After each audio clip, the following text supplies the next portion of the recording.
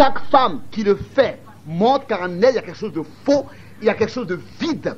Et cette place vide devrait être remplie de Christ et de sa parole, de son esprit, et de sa vie. Et chaque homme qui permet à sa femme de le faire, il prouve qu'il est vide aussi. Et chaque prédicateur qui permet cela prouve aussi qu'il est vide. Et chaque organisation prouve aussi qu'elle est vide en permettant ces choses. Et ils montrent où est-ce qu'ils vont. Oui, nous devons revenir à la Bible. La substance éternelle là. Il est devenu la merci d'une telle chose, un grand homme. Comment est-ce qu'ils l'ont laissé maintenant faire les choses? Samson.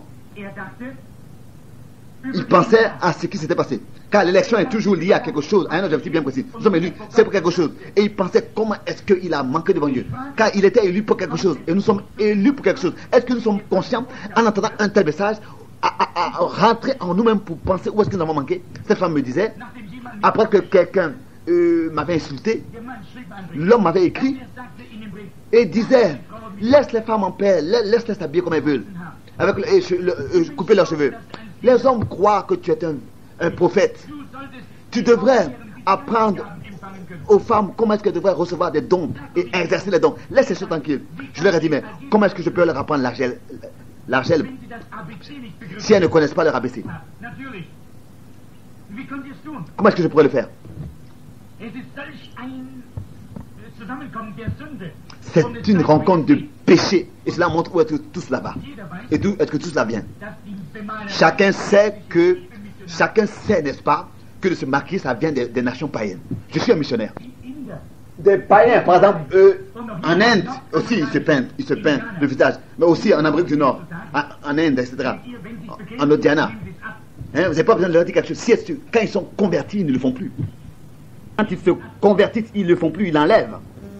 Car ils le savent, ils le prouvent, que quand ils se peignent le visage, c'est parce qu'ils sont en guerre avec Dieu. Et quand ils l'enlèvent, c'est parce qu'ils sont en paix avec Dieu. C'est déjà pour eux un signe.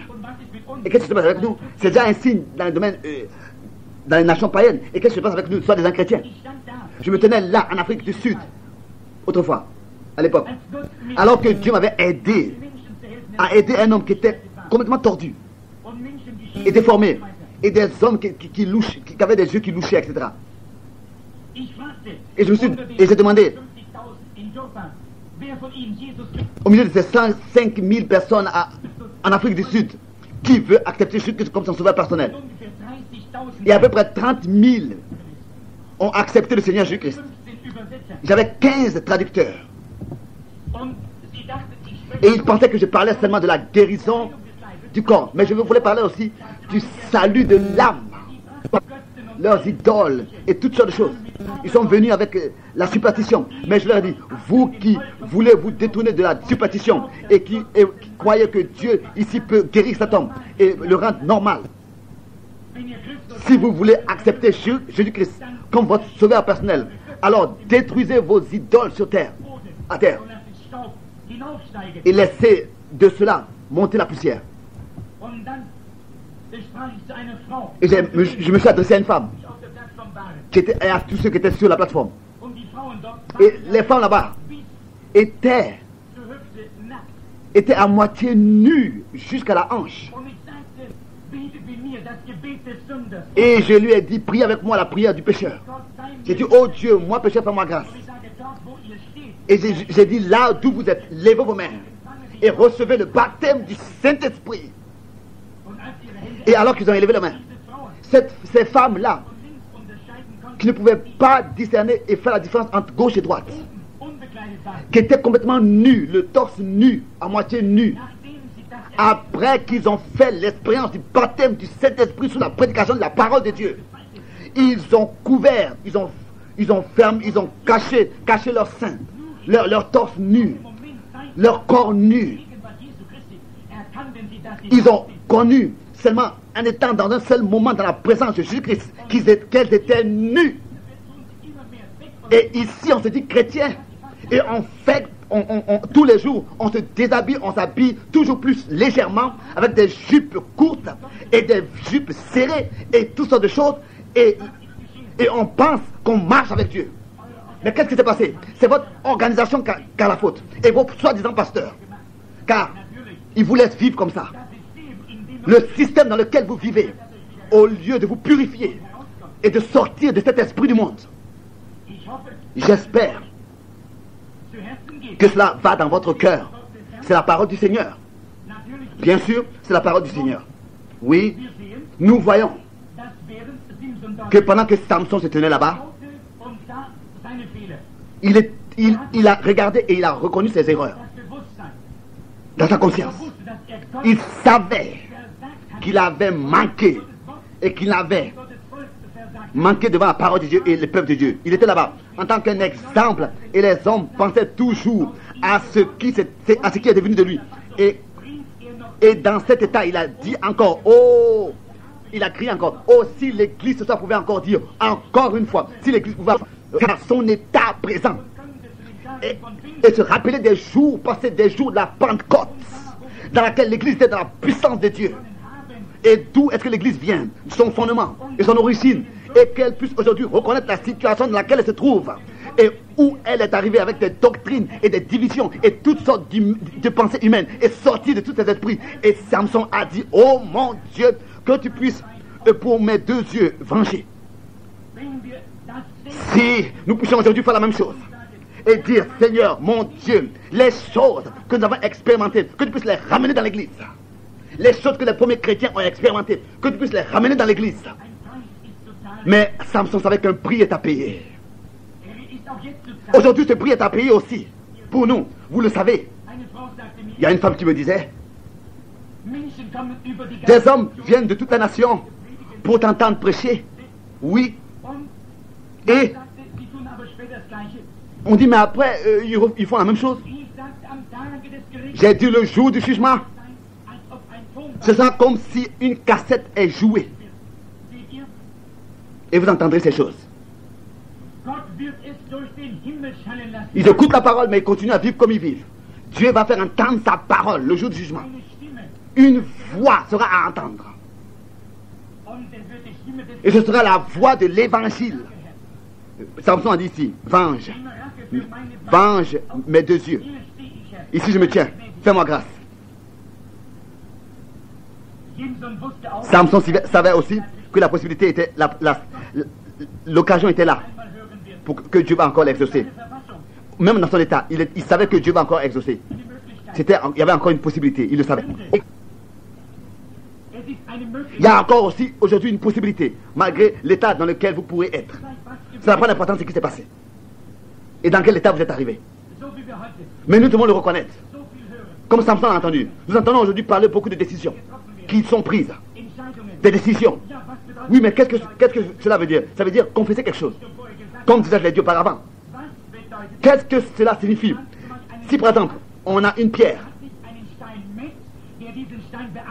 et qu'on n'a pas quelqu'un pour tailler cette pierre, pour que cette pierre puisse être ajustée, à quoi est-ce que ça sert de prendre des décisions?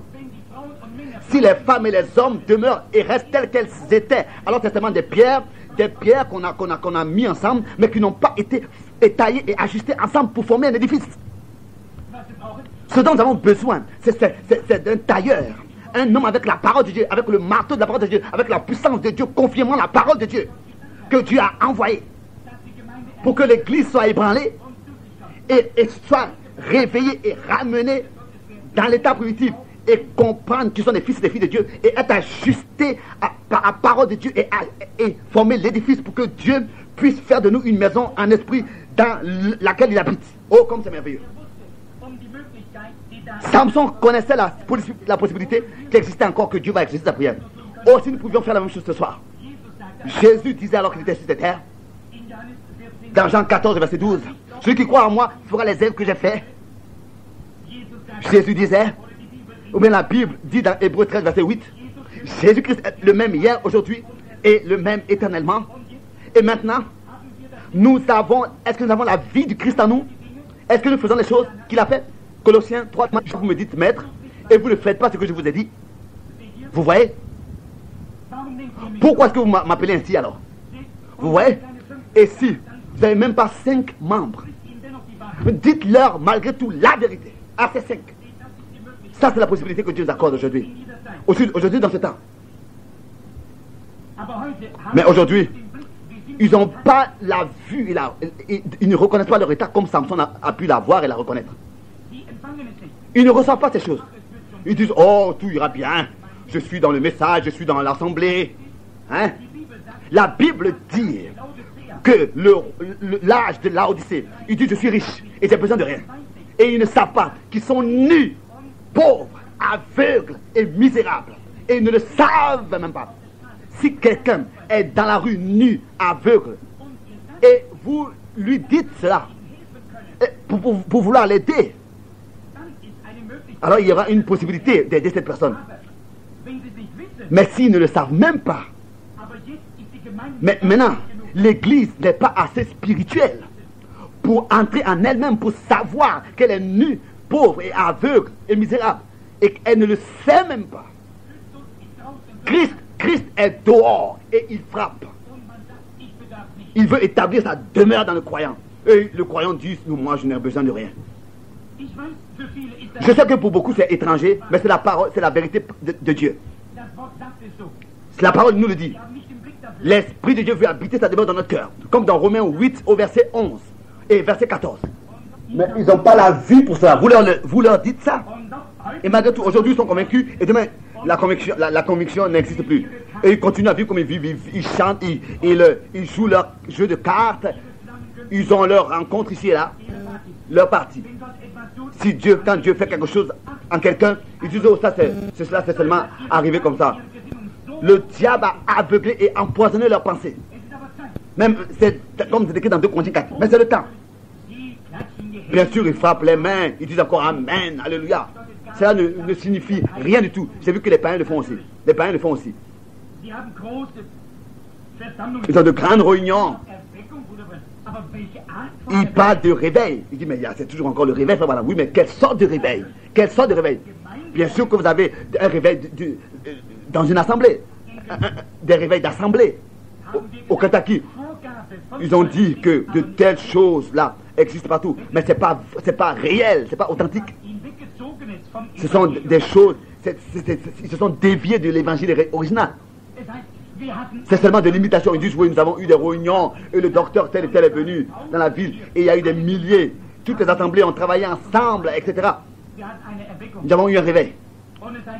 Et ils disent, les hommes ont été ramenés à la parole de Dieu. Oui, mais qu'est-ce que c'est? De quelle manière? À quelle parole de Dieu? Ils ont des réunions, bien sûr. Mais tout, c'est un cadre mondain. C'est seulement de la connaissance. Et c'est Hollywood. Et c'est du théâtre qui est fait devant la chair. Vous dites que ce sont les baptistes? Non, aussi les pentecôtistes.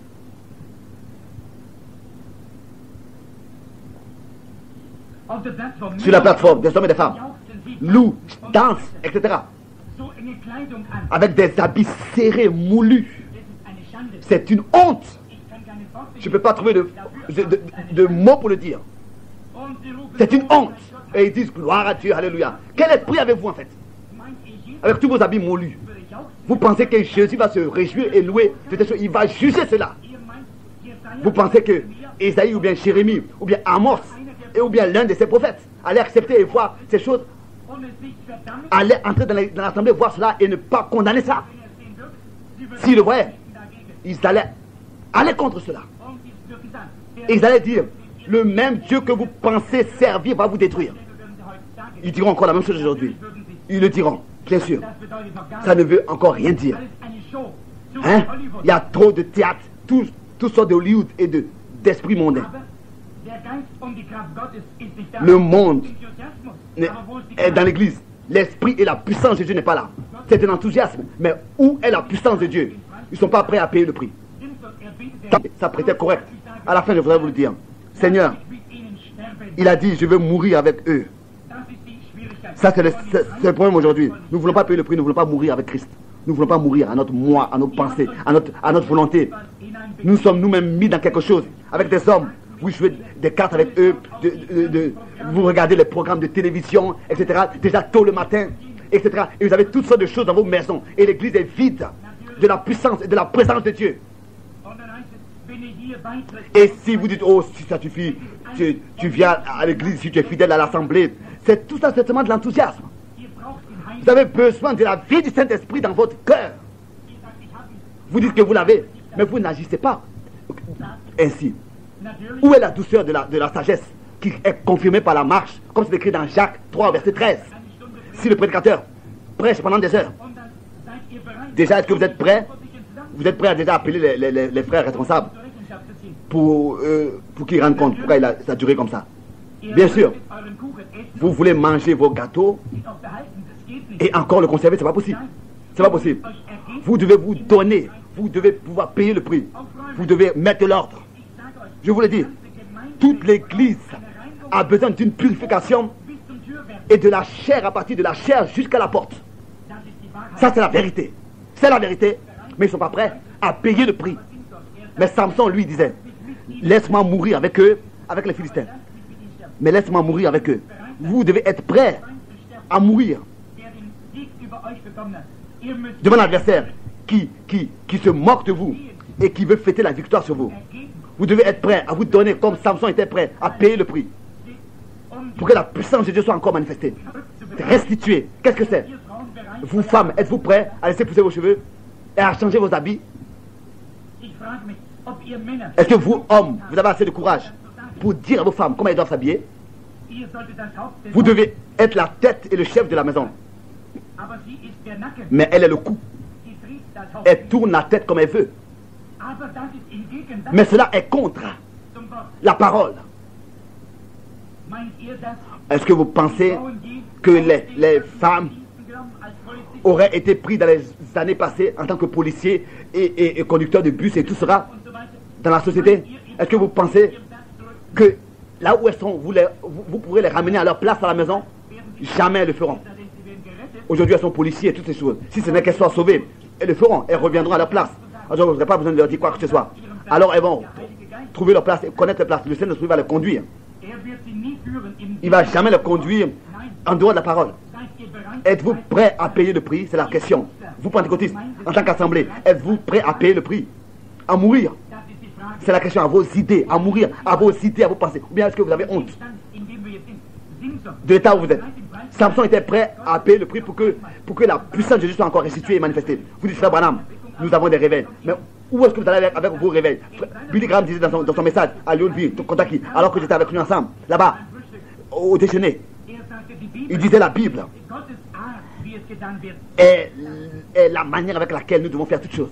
C'est vrai, mais de le faire, c'est autre chose. De le dire, c'est autre chose. Mais de le faire, ça, il ne s'agit pas de le dire seulement. Il disait, Paul allait dans une ville. Et quand un se convertissait, il le laissait là-bas. Et quand il revenait l'année prochaine, ce seul converti à personne. Il disait, moi je vais dans une ville et j'ai peut-être 30 000 décisions pour le Seigneur. Et quand je reviens dans une seule année, je n'ai même pas 30 personnes qui sont restées de ces 30 000. Alors il a dit, mais où est la différence? Où est le problème? Alors il a pointé le doigt au prédicateur. Et il disait, vous, prédicateur lâche, c'est à vous la faute. Parce que vous n'êtes pas occupé de ces gens. Je disais, mais oh, ça c'est quelque chose de bien qu'il a dit. Mais c'était vrai aussi. Mais, qu'est-ce que c'était? En fait, vous voyez, qui est-ce que moi j'étais de maintenant dire quelque chose à ce grand évangéliste? C'est qui est juste. Qui suis-je moi pour parler à Billy Graham, lui, en tant qu'un serviteur de Dieu? Comment est-ce que moi je devrais lui dire quelque chose? Si ce n'est qu'il me poserait la question, alors je pourrais lui dire quelque chose. Mais je devais seulement dire, Billy, quel prédicateur lâche ou bien fatigué Paul aurait pu laisser là-bas dans cette ville des coins? Il n'y avait personne là-bas dans le pays. Qu'est-ce que c'était? Paul n'a pas laissé seulement les gens à une décision pour le Seigneur. Il est resté dans la ville avec la parole de Dieu jusqu'à qu'ils soient devenus des fils et des filles de Dieu, qu'ils soient nés de nouveau. Ils sont restés dans le calme. C'est ainsi encore aujourd'hui. On n'attend pas après que des gens se soient décidés pour suivre le Seigneur. Il faut s'occuper spirituellement, prier pour rester là, pour qu'ils mettent de l'ordre dans leur vie, revenir à la parole, revenir à l'évangile, et qu'ils puissent devenir des enfants de Dieu nés de nouveau. Nous avons besoin de ça aujourd'hui. Bien sûr. Aujourd'hui, on a des réveils. Mais qu'est-ce que c'est? Ce sont des dénominations, des réveils des dénominations. Les baptistes avaient, comme ça, en 1944, ils disaient 1 million de plus. C'était ça le réveil. Mais qu'est-ce qu'ils ont reçu? Ils ont eu un réveil. On le dit, n'est-ce pas? Ils le disent. Mais ensuite, Toutes les 15 minutes, ils doivent dans leurs assemblées faire des pauses pour que les gens sortent pour fumer et revenir pour continuer la prédication. Vous voyez? Où reste la purification? Mais qu'est-ce que nous allons faire contre cela? On dit que ce n'est pas juste. Si le Saint-Esprit vient, lui, il vous enseignera toutes ces choses, bien sûr. Il vous convaincra du péché, bien sûr. Et on dit, bien sûr, si on entend quelque chose sur la guérison divine, ils disent, oh, c'était pour autrefois, plus pour aujourd'hui. Vous voyez? Et on dit, peut-être que, de nouveau, dans le siècle de 1000 ans, dans le règne de 1000 ans, ce sera ainsi. Il y aura la guérison divine de nouveau. Mais vous n'aurez pas besoin de ça là-bas. Aujourd'hui est le jour du salut. C'est aujourd'hui le jour. Vous dites, nous avons des réveils. Mais qu'est-ce qui se passe dans les assemblées? Quel est l'état des chrétiens? Regardez comment tout est pourri. Où sont nos groupes pentecôtistes? Ou dans quel état ils en sont arrivés? Et c'est ça des incroyants. Fermez vos yeux et rappelez-vous, qu'est-ce qui était encore il y a 50 ans d'ici? Et qu'est-ce que vous avez aujourd'hui? Vous savez que c'est vrai. C'est un péché, c'est de la honte, c'est de l'opprobre. Ils s'éloignent toujours plus de la parole de Dieu. Samson savait qu'il était tombé. Il a reconnu son état. Il savait qu'il n'avait plus de force pour rencontrer le défi de l'heure. Il était présent. La mécanique était là. Les muscles étaient là. Le même homme était là. La même apparence était là. Le même homme qui avait pris la mâchoire d'âne et qui avait frappé 1000 personnes était là. Le même était là. Les mêmes épaules étaient là. Qui avait soulevé les portes de fer de Gaza et porté cela sur la montagne était là. Oh, je pourrais encore dire quelque chose ici. Il savait qu'il ne pouvait pas accomplir le défi de l'heure, le devoir de l'heure. C'est la même chose encore pour ce temps. Il y a trop de corruption dans l'église. Nous ne pouvons pas accomplir le devoir de l'église qui nous est montré dans l'épître aux Éphésiens par exemple et rencontrer le défi de l'heure. Vous voyez ce qui s'est passé? Qu'est-ce que nous essayons de faire? On essaie de consoler. Et les gens sont sous des jougs dans les dénominations. Et ils ne croient pas à la guérison divine et à la puissance de Dieu. Comment est-ce que deux peuvent marcher ensemble si ce n'est qu'ils sont en accord? Mais si nous sommes sous un joug avec des incrédules, qu'est-ce qui se passe alors?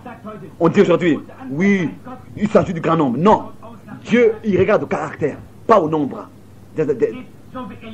Comme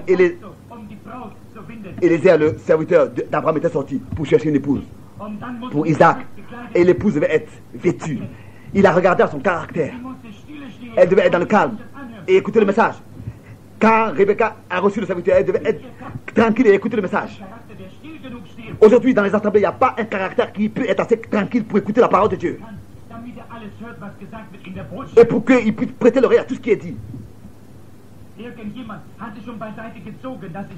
Déjà, on est distrait par les enfants, parce qu'il se passe dehors, et toutes sortes de choses.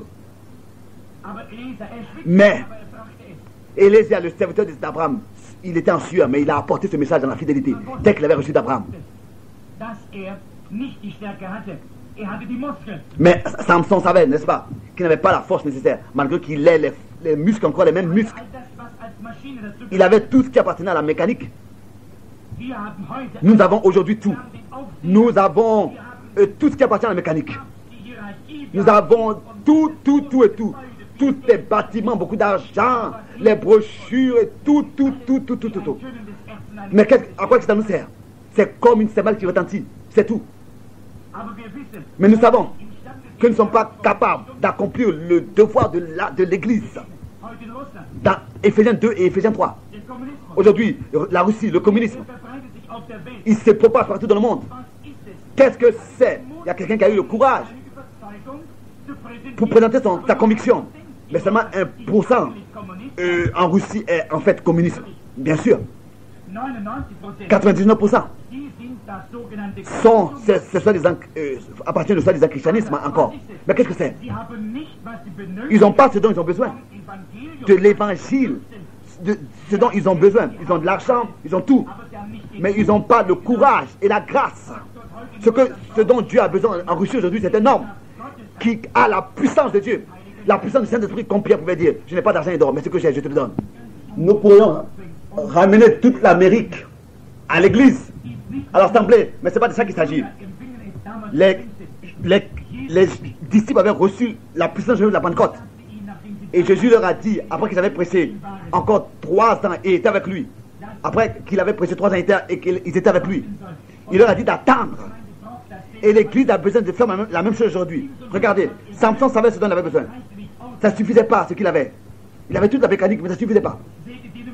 Regardez les dénominations.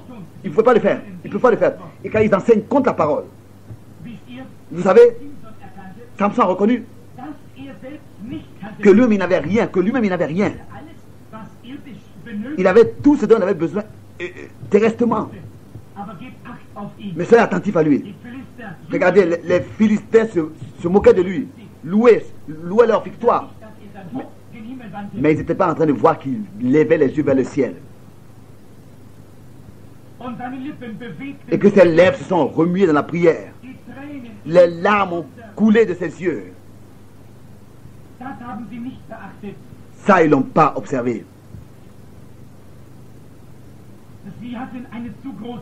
Ils avaient un temps trop joyeux.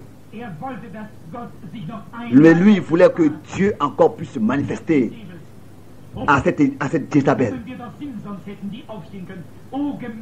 Oh, si nous pouvions nous lever comme Samson et prier de cette manière et lever nos yeux vers le ciel et invoquer Dieu. Pas former de nouvelles dénominations et des doctrines. Ou bien un mouvement de plus derrière saison. Nous avons besoin de la puissance de Dieu, pas de nom.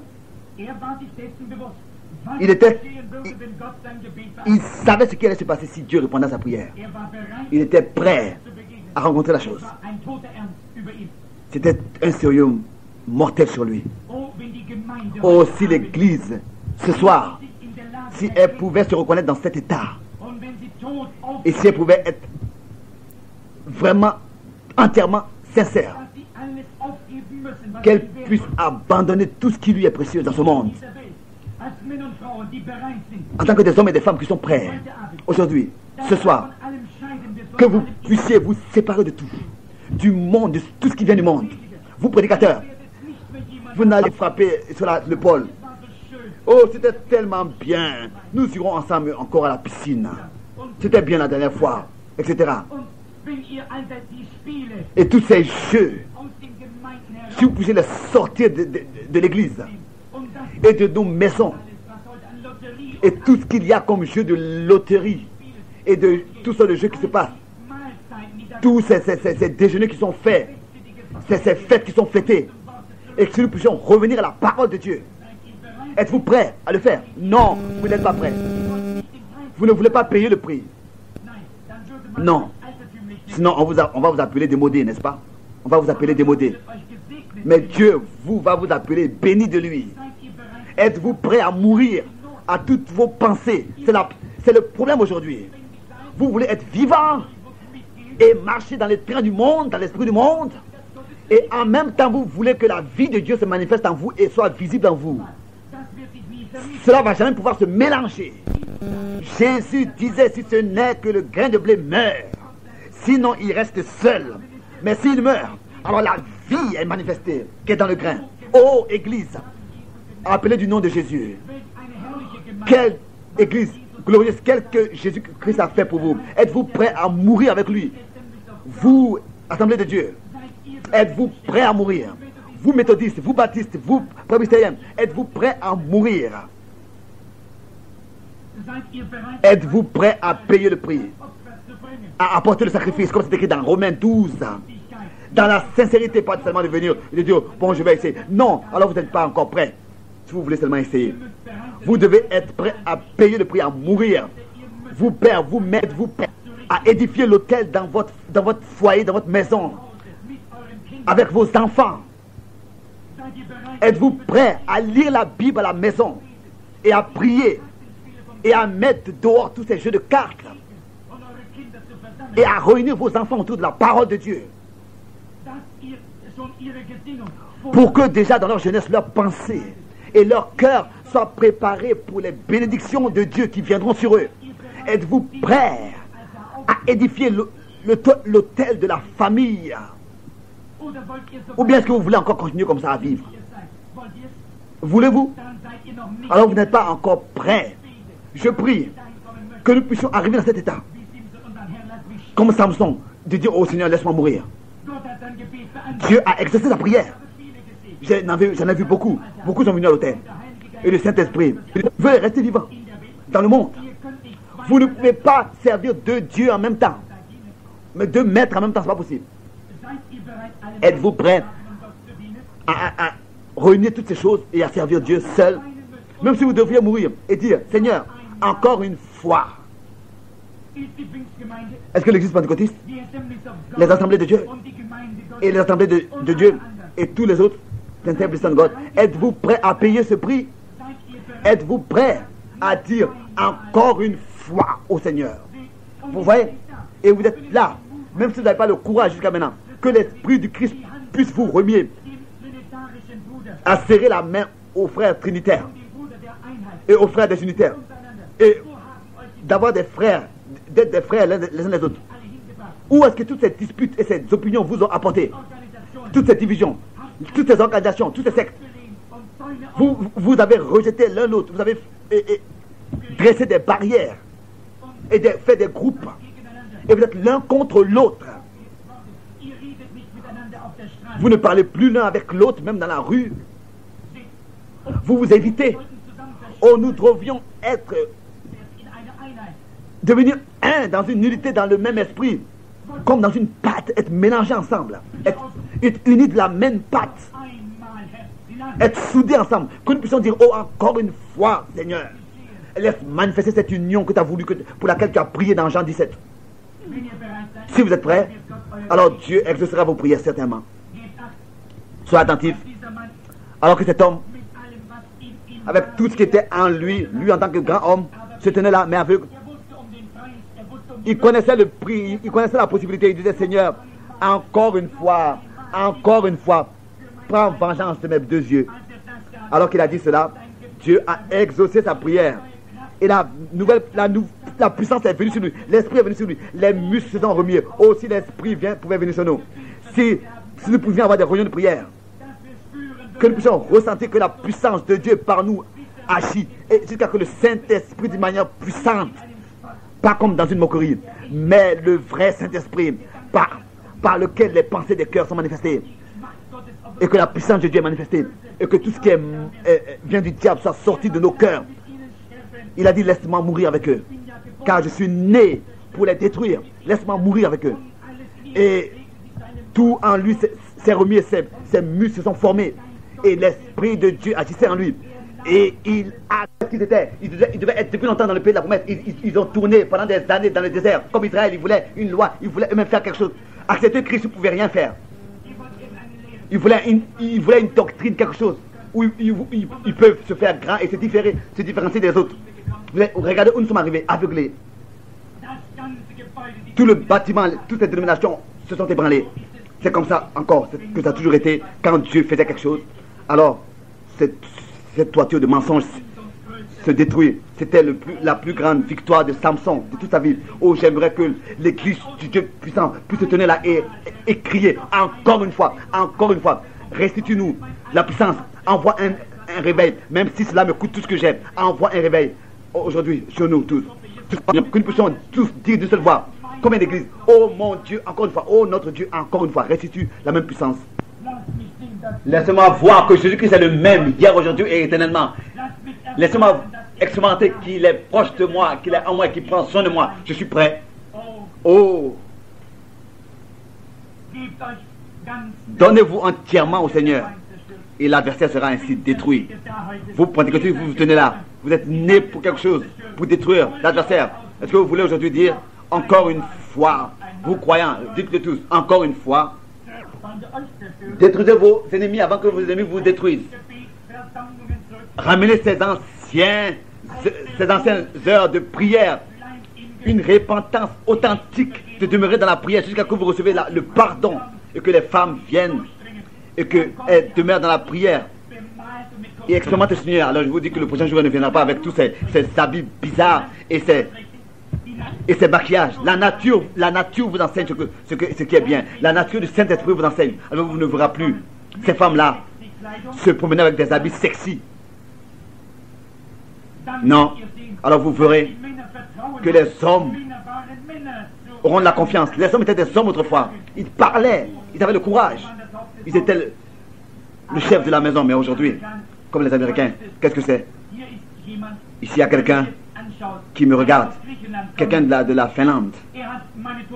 Il a écouté mes cassettes et il m'a dit, je sais que tu n'as pas d'instruction, mais frère Branham, tes paroles dans ton message sont tellement parfaites avec le grec, avec la Bible et tout. On a un parfait accord. Et ce que tu dis est vrai, 100%. Et il disait ce que signifie l'âge de l'Odyssée, que les femmes vont être nues et vont dominer. C'est un âge de femmes. Vous voyez?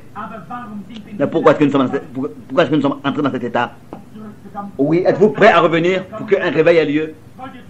Voulez-vous faire ce qui est juste et droit? Vous dites c'est mon droit de citoyen de faire ce que je veux et de m'habiller comme je veux. Non, il s'agit du droit de Dieu.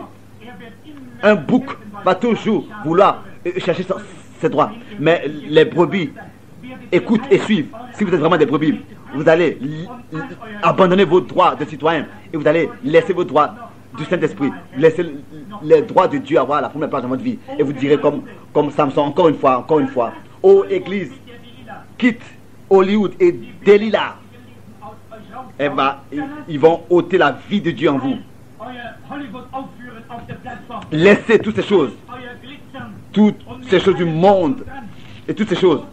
La Bible parle qu'ils sont étrangers de la vie de Dieu dans Éphésiens chapitre 4, au verset 17. Ils disent oui, chez nous viennent les hommes d'affaires chrétiens, etc. Ici l'argent rentre, etc. Ça montre où est votre trésor réellement. C'est cela que sera votre cœur. Revenez sur votre cœur à Dieu et à sa parole. Nous voulons dire encore une fois, Seigneur, encore une fois, montre-nous ta présence. Jésus-Christ a dit encore un peu de temps, le monde, le cosmos ne me verra plus.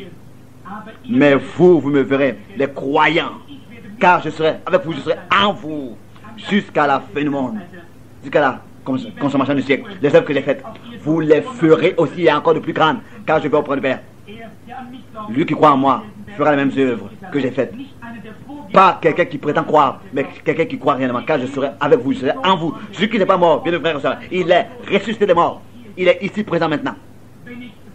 Si je n'avais pas son soutien, je n'aurais pas dit ce que je dis. Je sais qu'il est présent. Il prouve sa présence. Il est toujours ici pour confirmer sa parole. S'il était ici aujourd'hui, qu'est-ce qu'il dirait? Il reviendra à la parole.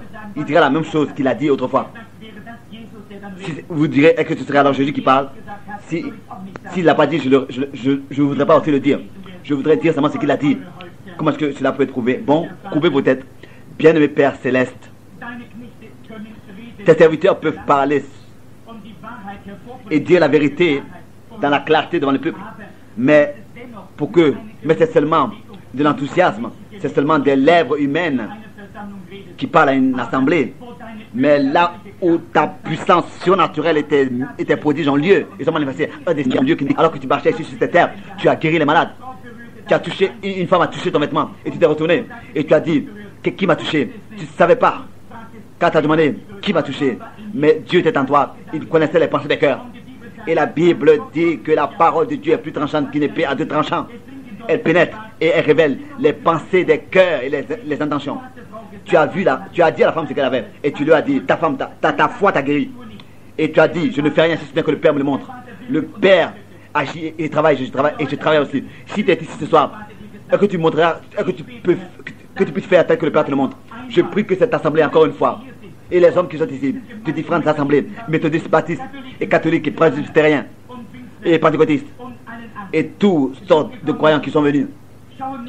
Ne regardez pas à la désignation et à la domination, regardez au sang, ne regardez pas à vos noms, qui ne puissent pas regarder à une dénomination, car la Pentecôte n'est pas une dénomination, mais une expérience pour chaque homme et femme qui mettent en toi leur confiance. Guéris les malades ce soir, sauf ceux qui sont perdus. Donne de l'honneur à ton nom. Maintenant, je te remets cette réunion avec toute cette prédication avec des lèvres balbutiantes. Je ne suis pas capable d'apporter ta parole, mais je fais confiance que le Saint-Esprit la prend et la révèle aux hommes pour qu'ils puissent savoir et qu'ils puissent saisir et comprendre dans la signification de ce qui a été apporté. Je me sens vraiment faible et je veux être sincère et croire à ta parole.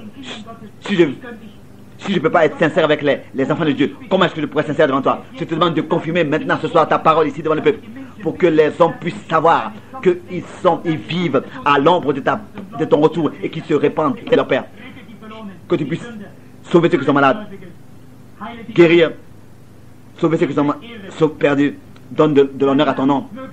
Que nous puissions avoir ensemble et que nous puissions dire encore une fois, encore une fois, encore une fois. Nous te le demandons au nom de Jésus. Courbez vos têtes dans la prière. Je voudrais que vous puissiez penser à cela maintenant.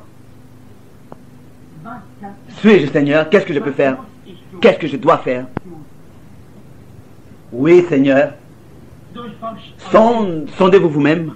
Examinez-vous pendant que la musique joue doucement, tendrement. Écoutez ce qui a été dit dans le message maintenant. Vous ressentez que vous avez besoin de Dieu, vous pouvez lever vos mains, gardez vos têtes courbées. Quoi ce dont vous avez besoin? Dites, pensez. Ayez la foi en Dieu maintenant, ne doutez pas. Croyez, conservez votre requête dans vos cœurs, que Dieu parle avec vous. Il a dit, je te donne les choses pour lesquelles tu pries. Je suis ici. Et dites, je suis aveugle, j'ai honte, j'ai prétendu être chrétien et j'ai vécu complètement différemment. Guéris-moi spirituellement, guéris-moi physiquement, donne-moi de t'appartenir. Je sens ton esprit sur moi. Frère Branham a dit que tu es ici, je le crois maintenant. J'ai besoin de toi, je sais que tu es ici. Dieu du ciel, le Dieu du ciel répondra à vos prières si elles sont sincères. Croyez maintenant que le message puisse entrer profondément dans votre cœur, pénétrer votre cœur.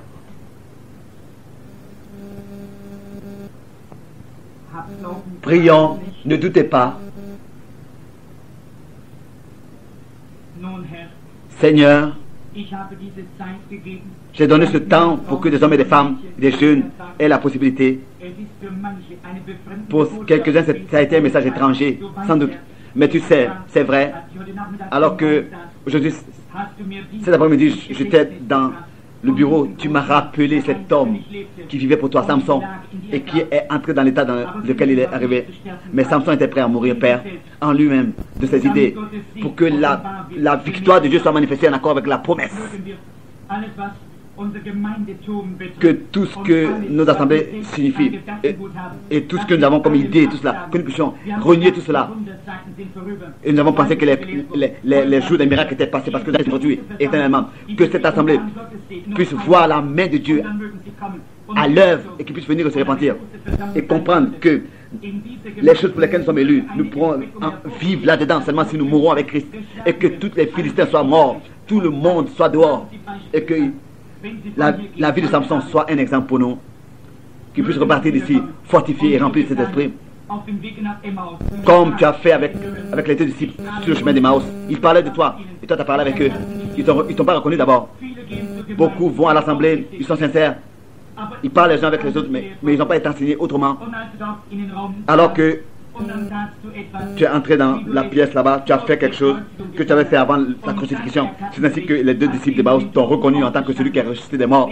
Ils sont repartis avec un cœur léger. Ils ont dit aux disciples de tout leur cœur, est-ce que notre cœur ne brûlait-il pas alors qu'ils parlaient avec nous sur le chemin?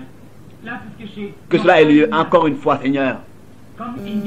Viens dans cette assemblée, dans cette réunion et fais ce que tu as fait avant ta crucifixion, pour que cette assemblée sache que ton serviteur indigne, il n'a pas menti, mais qu'il leur a dit la vérité. Nous te le demandons au nom de Jésus. Amen.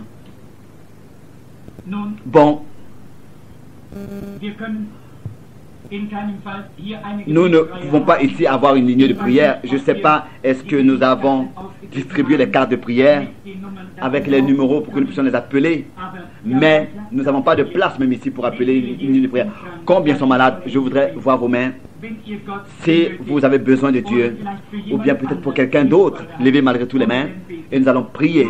Bon, soyez dans le calme et dans le recueillement. Nous ne voulons pas manquer de reconnaître ce message. Si Jésus se tenait ici, pouvait se tenir ici avec ce costume et que vous veniez à la plateforme et que vous diriez Jésus guéris-moi, vous savez ce qu'il dirait? Je t'ai déjà guéri. Il a été meurtri et frappé pour nos péchés. Par ses meurtrissures, nous sommes guéris. Nous sommes guéris. Le prix a été déjà payé. Vous avez seulement besoin de croire. Vous dites, mais si je pouvais seulement croire, il est proche. Vous dites, mais c'est déjà presque 2000 années. La Bible dit qu'il est le même hier, aujourd'hui et le même éternellement. Et nous voulons voir. Et si nous le voyons aujourd'hui, il agira comme il a agi. Vous, prédicateurs, je vais vous donner cette écriture. La Bible dit dans le Nouveau Testament qu'il est sacrificateur, grand sacrificateur, qui combattit à nos faiblesses. Comment est-ce qu'il a agi autrefois? Qu'est-ce qu'il a fait autrefois? Sur cette terre, il était déjà grand sacrificateur. Il était plus qu'un sacrificateur, il était Dieu lui-même. Comment est-ce que les hommes pouvaient recevoir quelque chose de lui? Cette femme qui a touché son vêtement. Vous voyez, Jésus s'est retourné et a dit, qui m'a touché? Tous le touchaient. Mais l'Esprit de Dieu qui était en Christ, lui, Emmanuel, il s'est retourné. Il a trouvé la femme dans l'assemblée et lui a dit ce qu'elle avait. Et il lui a dit, ta foi t'a guéri, n'est-ce pas? Alors, s'il est grand sacrificateur, qui compatit à nos faiblesses, s'il est le même grand sacrificateur, il doit agir encore aujourd'hui de la même manière. La plupart de vous m'êtes étrangers. Je connais le frère Docton et quelques-uns ici devant au premier rang et quelques-uns aussi de Kentucky. Je les connais et je crois aussi tout à fait derrière. J'ai vu le frère Dean Gold et Lord Merce et les frères et les sœurs, le frère et la sœur Down. Et je crois que je vous connais. Je voudrais quelqu'un que je ne connais pas et qui sait que je ne le connais pas. Je voudrais que vous priez. Et si il est le même hier, aujourd'hui et éternellement, touchez son vêtement et son Saint-Esprit va agir par nous. Et si vous avez le bon canal pour croire, alors la même chose aura lieu. Il faut que ce soit ainsi. C'est Dieu. C'est la parole de Dieu. Si vous mettez la vie d'un pommier dans un autre arbre fruitier, le fruit de cet arbre, de ce pommier va se manifester. Si la vie de Christ est en nous, sa vie va être manifestée. La vie de l'esprit et les fruits de l'esprit, la nature de l'esprit, sa vie de résurrection. Jésus-Christ a donné ce message à l'Église. Il a dit, allez dans le monde entier et prêchez à toute la création l'évangile. Et des millions n'ont pas encore entendu. Des nations n'ont pas encore entendu. Et combien de temps? Dans le monde entier, il a dit, ces signes accompagneront ceux qui ont cru dans le monde entier. Vous voyez, à toute la création. Ça, c'est le devoir. C'est l'ordre. Montrez-moi dans l'Église, montrez-moi dans les Écritures où est-ce qu'il a annulé cet ordre missionnaire. Les hommes ont des idées, mais ça, ce n'est pas les idées de Dieu. Il a dit d'aller dans le monde entier, à toute la création.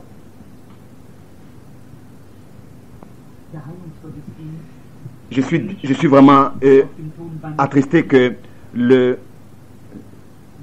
la réunion de guérison n'est pas sur la cassette originale.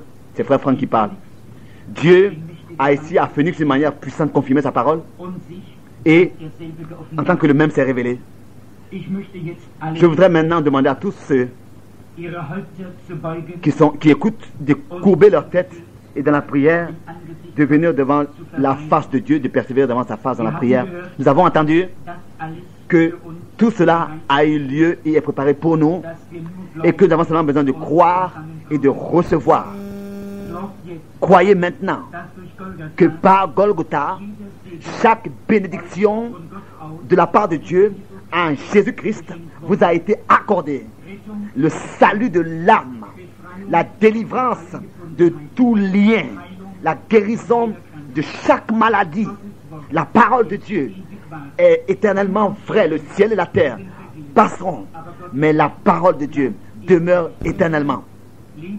Bien-aimés frères et sœurs, et bien-aimés amis, nous avons beaucoup de lettres, nous avons reçu beaucoup de lettres d'hommes, de personnes qui, pendant l'écoute d'une cassette, ont expérimenté leur guérison, leur salut et leur délivrance. Jésus-Christ est le même. Ceci est votre heure. le moment dans lequel la parole de Dieu doit être confirmée, peut être confirmée en vous, dans votre corps, dans votre âme et dans votre esprit. Nous voulons prendre Dieu à sa parole et ensemble prier. Père Céleste, je te remercie de tout mon cœur pour ta sainte et précieuse parole.